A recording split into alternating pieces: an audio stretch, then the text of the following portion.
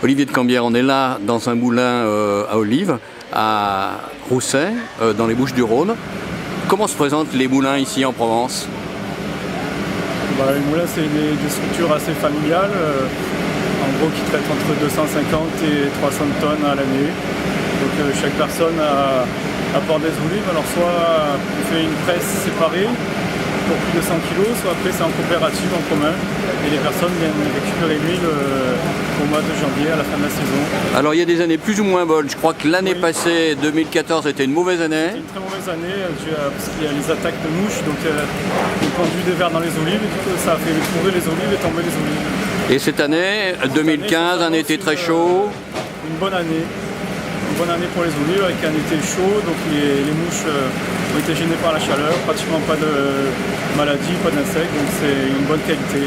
Pour vous qui êtes depuis toujours, c'est-à-dire depuis que vous travaillez dans la culture, qu'est-ce qu'on peut dire de l'oléiculture aujourd'hui en France par rapport à ce qui se passe sur le bassin méditerranéen? Parce que je suppose qu'il y a la concurrence italienne, grecque. En France, on essaie de se démarquer par de faire la qualité, de faire une huile d'olive de qualité, donc des arbres, le moulin de Rousset est en bio. Donc les gros exploitants qui sont du coin, qui sont en bio aussi, donc on essaie de se démarquer par la qualité de l'huile. Alors là, si vous prenez une poignée d'olives d'entre vos mains, là, vous allez nous dire qu'est-ce que c'est que c'est. Qu'est-ce que vous avez ici entre vos mains? Alors là, celle-là, c'est des aglando.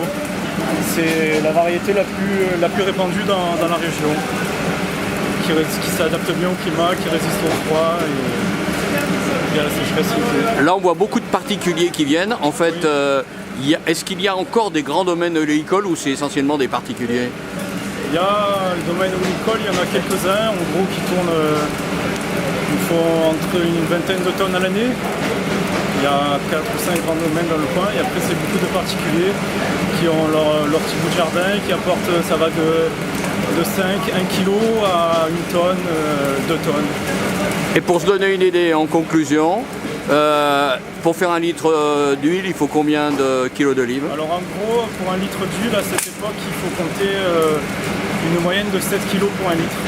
Après, suivant les olives, ça peut varier, ça peut être moins ou ça peut être un peu plus. Bon, cette huile, elle est là dans des caisses. Je suppose qu'ensuite, elle va être pressée. Oui. Et une fois qu'elle est pressée, donc on prend directement ce qui sort. C'est de l'huile bonne à consommer, oui. Mais qu'on va laisser peut-être décanter tranquillement. Après, pour la vente au moulin, oui, on laisse décanter l'huile pour que les saletés s'accumulent, descendent au fond de la cuve. Et après, les particuliers, ils récupèrent leur huile et ils la consomment directement. En fait, c'est une question de présentation après pour les bouteilles.